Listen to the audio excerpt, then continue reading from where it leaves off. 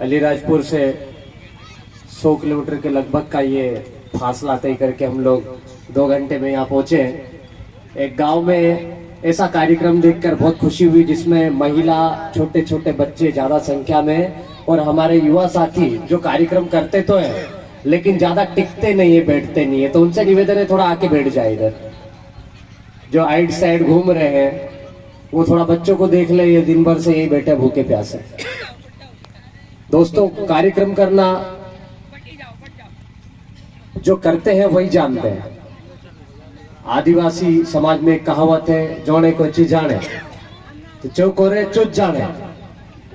कोतरा मानसे काजे कोण जाणू, कोसा कोसा तैयार करनू, काय काय कोण तीना काजे कोणीन कार्यक्रम छे कि नी छे आवणू पड़से। कहा रे अरे तू ते नेतागिरी करू, नहीं नहीं नहीं नेतागिरी नहीं करो, हम भगवान बिरसा मुंडा पली जयंती को मनावने बोल रहा। होसा कोई कोई ले भेला कर रहा मानसे काजे ने, तू इतनी बार बोसुन नहीं। तो जो कार्यक्रम करते हैं उनको बड़ी तकलीफ होती होगी कि हमने बड़ी मुश्किल से 1 हफ्ते की मेहनत करने के बाद इतने लोगों को एक मंच दिया, इकट्ठा किया और 2 घंटे भी नहीं लग रहे और लोग उठ के जा रहे हैं। और माफी चाहूंगा कि मैं खुद ही लेट आया हूं तो मैं ज्यादा ताने नहीं मार सकता हूं, लेकिन ये ताने इसलिए थे कि पीछे उधर ज्यादा दिख रहे हैं खिचड़ी वाली जगह पे और इधर कम दिख रहे हैं, इसलिए मैं बोल रहा था। यदि मेरी बात जा रही है वहां तक सुनाई दे रही है आवाज तो वो लोग आ जाए। साथियों, मुद्दे की बात करते हैं। हम जिस कार्यक्रम को मना रहे हैं वो साप्ताहिक कार्यक्रम है और साप्ताहिक कार्यक्रम एक ऐसे व्यक्ति के लिए, एक ऐसा इंसान जो पैदा तो हुआ था इंसान के रूप में, एक आम आदमी के रूप में, आदिवासी समाज में, जैसे हम पैदा हुए, आप सब पैदा हुए, वैसे ही आम व्यक्ति, ऐसी माताओं की कोख से पैदा हुआ, ऐसे ही हमारे पिताजी, ऐसे ही बच्चों की तरह वो पला बड़ा।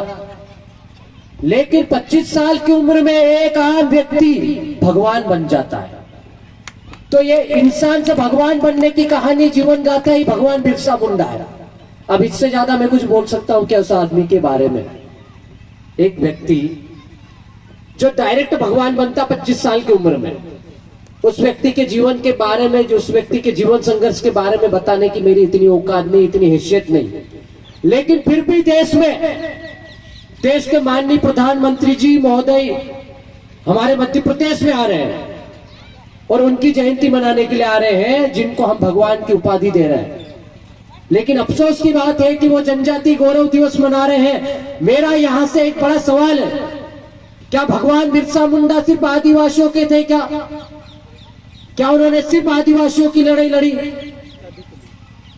भगवान बिरसा मुंडा जब 1857 की क्रांति नहीं हुई थी, उससे पहले से हमारे आदिवासियों ने इस जल जंगल जमीन के लिए, अंग्रेजे ही नहीं, जब अंग्रेज नहीं आए तो उससे पहले मुगल आए थे, हूण आए थे, आर्य आए थे, शक आए थे, सबसे संघर्ष किया और सारी लड़ाई जल जंगल जमीन को लेकर थी।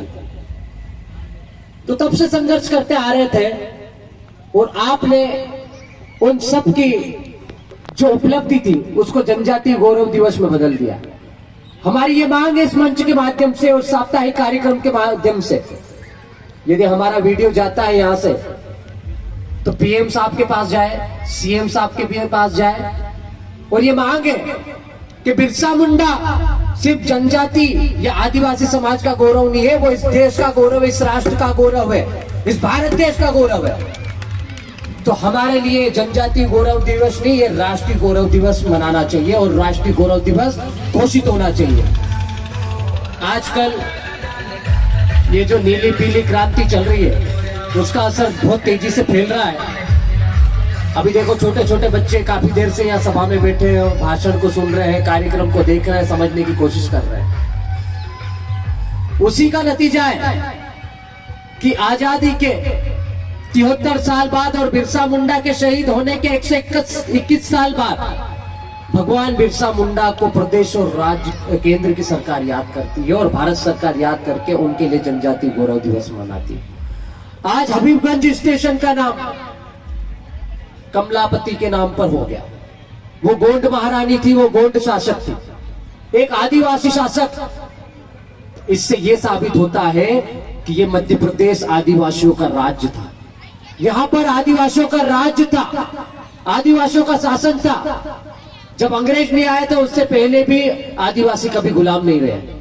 ये टंट्या भील की कर्म भूमि है, ये ख्वाजा नाई की कर्म भूमि है। यहाँ की एक एक इंच जमीन इनकी देन है। लेकिन अभी सिर्फ बिरसा मुंडा को याद करने पे मजबूर किया हम लोगों ने। भविष्य में ये जितनी भी फोटो दिख रही है ना, सबकी जयंतियां मनाएगी सरकार, मनाएगी सबकी जयंतियों पर छुट्टियां भी मनाएगी, और छुट्टियों के हिसाब से हम लोग काम करेंगे। अभी वैचारिक मूवमेंट चल रहा है, वैचारिक क्रांति चल रही है, छोटे छोटे कार्यक्रम हो रहे हैं। हम चाहते तो 15 नवंबर ही मनाते बिरसा मुंडा जयंती, तो 15 नवंबर को है। कुछ लोग सोच रहे होंगे कि ये 13 नवंबर को क्यों कर रहे हैं। कल 12 तारीख को पुनासा में कार्यक्रम था, कल फिर नेपानगर में, बुरहानपुर में, सिंगोट में और भी दूसरी जगह है। तो ये साप्ताहिक कार्यक्रम इसलिए हो रहा है कि छोटी छोटी सभा के माध्यम से हम हमारे जो ग्रामीण क्षेत्र में, जहां पर इस देश की रीढ़ बसती है, इस देश का आदिवासी बसता है, इस देश का मूल निवासी बसता है, वहां तक इनकी विचारधाराओं को पहुंचाए। ये जो शहीद हुए हमारे महामानव, आदि मानव, जितने भी क्रांतिकारी योद्धा है, उनके विचारधाराओं को आपको छोटे छोटे मंच के माध्यम से, छोटे छोटे केडरों के माध्यम से परोसने का काम कर रहे हैं। सुबह हम लोग 6 बजे आए पुनासा से, कल कार्यक्रम था। 250 किलोमीटर जैसे तैसे रात में पहुंचे, 2-1 घंटे सोए। भाई लोगों ने पहले ही बात फिक्स कर रखी थी कि आपको आना ही है। अब हाँ बोला है तो आदिवासी की जबान पक्की रहती है, यदि बोल दिया तो काम करते ही है। तो आना पड़ा, थोड़ा सा लेट आए लेकिन आए। और इसके बाद आगे बुरहानपुर भी जाना, वहां भी कार्यक्रम करना है। तो ये सारे कार्यक्रम सिर्फ और सिर्फ समाज को जगाने के लिए काम कर रहे हैं। कुछ लोग इस मूवमेंट को राजनीतिक रंग दे रहे हैं, कुछ लोग विशेष पार्टी के समक्ष जाके अपनी राजनीतिक रोटियां भी सेक रहे हैं। लेकिन हमें उनसे कोई लेना देना नहीं। सबको अपनी अपनी जगह जाना है, जिसको जहां जाना है जाओ भाई। सोमवार को आपको जहां जाना जाए, मंगलवार को जहां जाना जाए, रविवार को जिधर जाना जाए। कोई मंदिर जा रहा, कोई मस्जिद जा रहा, कोई चर्च जा रहा है, कोई कांग्रेस के पास जा रहा है, कोई बीजेपी के पास जा रहा है, कोई आपके पास जा रहा है, कोई बाप के पास जा रहा है, लेकिन अपने बाप का कोई ध्यान नहीं कर रहा है। तो हमारा यही उद्देश्य है कि आप जाओ कहीं भी, लेकिन हमारी संस्कृति, सभ्यता, परंपरा को बचा के रखना है आपको। अभी हमारे वरिष्ठ एक दादा बोल के गए, बोले आदिवासियों को आरक्षण, उनका प्रतिनिधित्व इसलिए मिला है कि उनकी विशिष्ट संस्कृति, सभ्यता, परंपरा है। कुर्राटी मारते सिर्फ आदिवासियों को आती है, वेरते हमारे आदिवासी टाली माई माई को आती है, काकी भाभी को आती है। बाजार की औरतों को अभी लाके दिया खेलने के लिए, पीछे बोरनी लाके खड़ी कर दो, उसको पकड़ते ही नहीं आए। लेकिन हमारी में माता बहन है, आगे हमारा पुरुष चलता है, पिता चलता है, काका चलता है, भाई चलता है, तो पीछे हमारी बहनें चलती है। वो बेरनी पकड़ती है, कितना अनाज डालना है उस बेरनी में उसी को मालूम है, बाजार वाली को नहीं मालूम है। लेकिन हमारे लोग ही कुछ बाजार में जाके थोड़ा सा रंग बदल रहे हैं। तो उसका असर यह होगा कि जो 230 है, 330 है, 332 में जो हमको प्रतिनिधित्व का मौका मिला है, जिससे हमारे सांसद और विधायक चुनकर जाते हैं, अब वो तो रंग बदल लिए। लेकिन जो अधिकारी, कर्मचारी, जो ग्रे, ये हमारा पिंक नया नया डिजिटल प्रमाण पत्र आ रहा है ना, उसका फायदा ले रहे हैं। कुछ प्रत्यक्ष अप्रत्यक्ष रूप से काम कर रहे हैं, कुछ लोग डर के मारे काम नहीं कर रहे हैं। आप काम करो, सामाजिक मूवमेंट को बढ़ाओ नहीं बढ़ाओ वो आपके ऊपर है, लेकिन समाज की संस्कृति, सभ्यता, परंपरा को बचाना आपका दायित्व है। यदि ये नहीं बचती है तो निश्चित रूप से आप ही इस समाज के सबसे बड़े दुश्मन बनोगे भविष्य में। क्योंकि हमारे समाज में आज भी शिक्षा का स्तर बहुत निम्न है।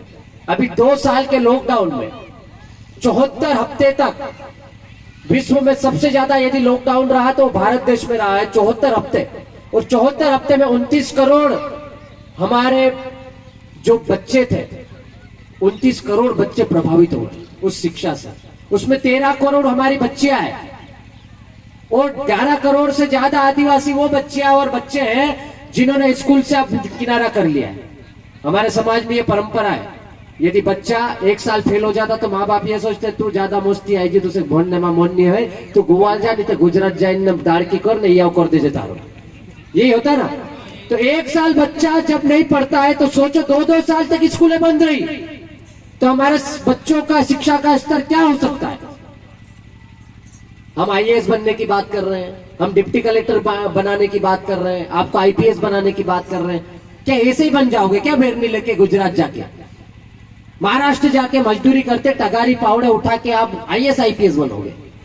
नहीं, उसके लिए आपकी बुनियादी शिक्षा का जो आधारभूत ढांचा है पहली से 8वीं तक जो कमजोर कर दिया गया है, उसको हमको मजबूत बनाने के लिए बहुत बड़ा आंदोलन खड़ा करने की जरूरत है। क्योंकि आपका बेसिक, आपका नींव, यहाँ कुछ कारीगर लोग भी होंगे, जब घर बनाते हैं पेल गड्ढू खोदे वारू नींव में हमरा डाला डाला माणसो उतरा उतरा मोटला दोगड़ा लाइन नाखतेला पे नाखतेला नहीं, नींव वारू मजबूत होवनु, हाइन पुरिया ओडे ओडे कीटड़ी लाइन भर दे, सीसी बनाई दे, सीमेंट डायरेक्ट, तो नींव अभी कमजोर हो रही है। तो हमारे जो पढ़ने वाले बच्चे हैं पहली से 8वीं तक वाले, उनकी नींव इतनी कमजोर हो गई, वो पहली से 8वीं तक में सिर्फ मध्याह्न भोजन खाते हैं, जाते हैं खाना खाते हैं, खाना ढंग से मिला नहीं मिला। अभी जैसे सड़ी हुई पूड़ी की बात कर रहे थे हमारे चेतन भाई कि 15 तारीख का खाना आपका आज से तैयार हो गया है, अब उसमें कीड़े पड़े हो कि कहीं भी हो वो बात की बात है, आपको पूरी वही मिलेगी। तो आपको ऐसा ही खाना मिलता है मध्याह्न भोजन के रूप में, और जब मध्याह्न भोजन मिलता है नहीं मिलता है, बच्चा जाता है खाना खा के वापस आ जाता है, मास्टर अब एक झापड़ भी नहीं मार सकता है। पहले कांटे सुझा देता था, हाथ सुझा देता था, तो बच्चा डर के मारे पड़ता था। अब बच्चा डरता नहीं, खुल के जाता है, खाना खा के आता है, सीधे गुआल जाता है। माँ बाप भी उसको अभी ज्यादा चिल्लाते नहीं है जैसे पहला होता था। तो हम शिक्षा के ऊपर इसलिए बोल रहे हैं क्योंकि एक दादा आए थे इससे पहले, मैं नाम नहीं जानता है, उनने शिक्षा के ऊपर जोर दिया है। और जिस समाज में शिक्षा का स्तर निम्न होता है वो समाज हमेशा गुलामी रहता है, क्योंकि हमको जानकारी नहीं है। जानकारी के अभाव में हम हमारे हक अधिकारों को जान नहीं पा रहे। आज देख लो 3.5% जिनकी जनसंख्या है उनका आईएएस है, उनका आईपीएस है। यहाँ का कलेक्टर कौन है? खरगोन जिले का, बड़वानी जिले का, सब गैर आदिवासी। एक आदिवासी आदमी आया था, उसको साल भर में भगा दिया। तो ट्राइबल जिलों में जहां पर हमको हमारी भाषा वाला आदमी होना चाहिए, जैसे इस गांव में, बलगांव में हमारा सरपंच है, आदिवासी है। यदि आपको सुबह जाके उससे काम लेना होगा तो एक अनपढ़ आदमी, हमारी डाहली माई भी जाके बोल देगी कि सरपंच साहब हमारे पानी नहीं होय, ट्यूबवेल कोरानू छे कि कुटीर कोरानू छे, वहाँ हेडपंप कोरानू छे, खोरांजो नहीं होय, स्कूल नहीं होय, ऐसा आदिवासी भाषा में बोल सकती ना। लेकिन जब ये डाहली माई हमारी एक कलेक्टर जो गैर आदिवासी है, जो 244 एक नहीं जानता, 13(3) का रूढ़िगत ग्राम सभा को विधि का बल है ये नहीं जानता है, यहाँ की भीली भाषा को नहीं जानता, यहाँ की निमाड़ी भाषा को नहीं जानता है, वो क्या बात करेगा हमारी आदिवासी बहनों से, हमारे आदिवासी व्यक्ति से। यही लड़ाई लड़ रहे हैं आपके यहाँ से गजानन दादा, और वो पहले बार जब जाते हैं तो यही बोलते हैं, वारू की वारू छारू की, ये परंपरा है हमारी। तो तुम कलेक्टर के सामने कभी जाके पूछ लेना, वारू के कलेक्टर साहब, तो वो समझेगा नहीं। तो हमारे क्षेत्र में भी ऐसे ही लोगों की भर्तियां होना चाहिए, और वो कब होगी? जब हमारा व्यक्ति उस स्तर की शिक्षा लेगा। अभी शिक्षा का स्तर हमारा पूरा पंगु हो गया है, सीसेट लागू हो गया है, आईएएस आईपीएस वो लोग बनते हैं जिनका बेसिक मजबूत होता है, जिसकी नींव मजबूत होती है। हम वर्ल्ड क्लास की बात करते हैं, ग्लोबलाइजेशन की बात करते हैं। अरे जिनके घर में आज तक ब्लैक बोर्ड पे, जिनके हमारे स्कूल आज भी है जहां पर ऐसी स्कूल है जहां पर चौक नहीं मिलता आज भी, तो वो क्या डिजिटल पढ़ाई करेंगे? अभी लॉकडाउन में ऑनलाइन पढ़ाई चल रही थी, हमारे बच्चों के पास कंप्यूटर है क्या? हमारे बच्चों के पास लैपटॉप है क्या? हमारे बच्चों के पास 15-20 हजार का एंड्रॉइड मोबाइल है क्या? नहीं है। तो वो कैसे पढ़ाई करेंगे? कौन दिलाएगा इनको ये बुनियादी सुविधाएं? आप ग्लोबलाइजेशन की बात कर रहे हो, इस गांव में क्या हो रहा है, यहां पर कौन सी भाषा बोली जाती है, कहां पर स्कूल खोलना है, कहां पर खरंजा बनाना है, वो वहां से एसी में बैठ के डिसाइड नहीं होना चाहिए, वो यहां पर आके पता होना चाहिए। और यहाँ के जनप्रतिनिधि, लोकल सरपंच, लोकल पटेल, यहाँ के स्थानीय विधायक सांसद के माध्यम से ये बात वहां तक जाना चाहिए और उसके माध्यम से स्कीम बननी चाहिए, वो योजनाएं बननी चाहिए। अब हम जिनको चुन के भेजते हैं विधायक सांसद, वो तो हमारे विश्व आदिवासी दिवस का विरोध कर देते हैं, वही हमको गुमराह करते हैं, वही बोलते हैं कि ये जनजातीय गौरव दिवस है, हम बोल रहे हैं आदिवासी दिवस है, वो बोलते हैं कि ये विदेशी एजेंडा है। तो जब तक जानकारी का अभाव रहेगा तब तक हम आपस में, पार्टी में, जाति में, धर्म में लड़ते रहेंगे, मरते रहेंगे आपस में और एक नहीं हो पाएंगे। और एक नहीं हो पाएंगे तो हमारा भविष्य ऐसा ही रहेगा जैसे अभी ये बिखरे बिखरे अपन बैठे हुए हैं। एक हफ्ते की मेहनत के बाद इतने लोग इकट्ठा हुए। सोचो, प्रदेश में जो भूचाल आने वाला, मेगा इवेंट होने वाला है, माननीय प्रधानमंत्री जी मोदी जी आने वाले हैं, वहां पे करोड़ों आदिवासी जाने वाले हैं, लाखों आदिवासी इकट्ठे होने वाले हैं। वहां से क्या मैसेज लेके आएंगे? जब तक आप यहां नहीं समझ पाओगे तो वहां तो सिर्फ भीड़ का हिस्सा बनोगे, खीर पूरी खा के वापस आ जाओगे। हो सकता है एक दो पेटी गाड़ी में डाल दे तो जाओगे और पीते वापस आओगे। हम लोगों ने चुनाव में देखा है कैसे कैसे उठा के ले जाते बाद में जब चुनाव हो जाता है। तो ये चलो, ये अलग बात है, समय काफी हो चुका है। हमारे बाद में हमारे वरिष्ठ साथी लोग बैठे हैं, मार्गदर्शक लोग बैठे, हम उनको सुनेंगे। कार्यक्रम